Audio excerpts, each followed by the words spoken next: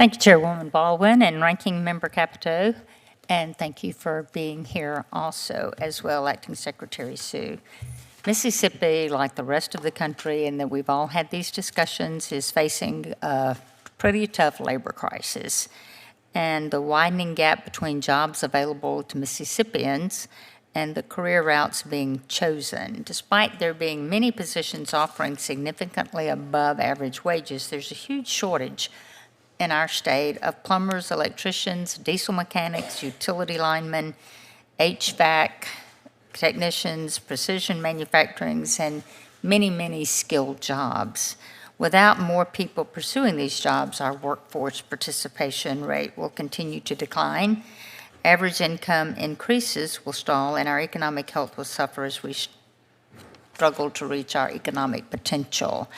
But from my conversations with training providers, state officials, community organizers, and employers, this shortage is not the result of a lack of opportunity or training resources. Rather, it is largely an issue of awareness and perception with these jobs.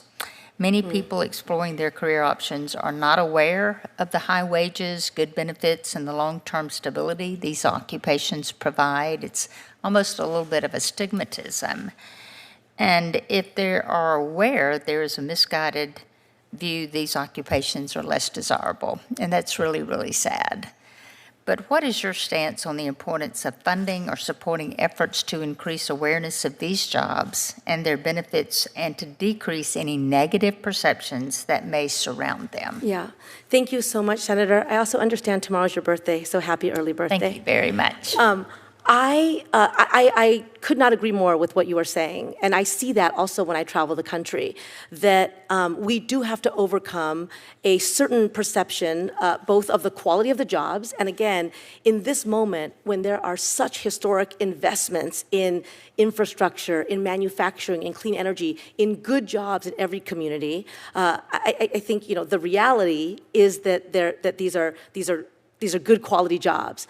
The other part of this is that, one of the things I hear is that we need to do a better job of also aligning our educational system with this this message. Too many young people hear that your only path, the only right path, is to go to a four-year college. And I meet with people across the country who say that's just not what I wanted to do. I wanted to work with my hands. I wanted to gain a trade.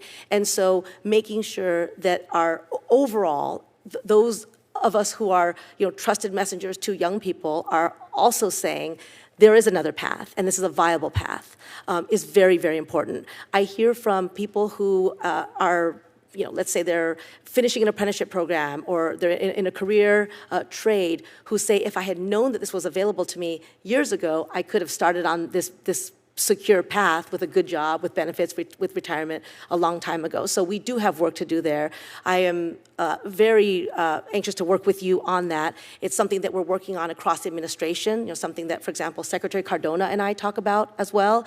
And everywhere I go, I try to raise awareness about that issue. I do think the added investments in actual training programs that reach communities that have been left out in the past would also help to create a climate in which people understand that these are real options for them. Yeah, and we have great training centers.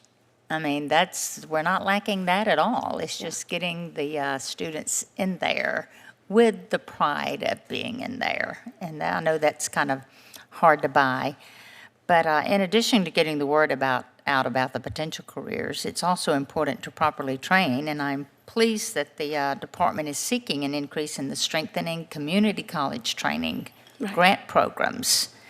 And for fiscal year 2025, we have some great community college system that does an outstanding job of targeting specific needs for our state. And many of the community colleges in Mississippi continue to work with companies to fill the training gaps in manufacturing and the technical jobs so we can continue to produce a ready, well-trained workforce.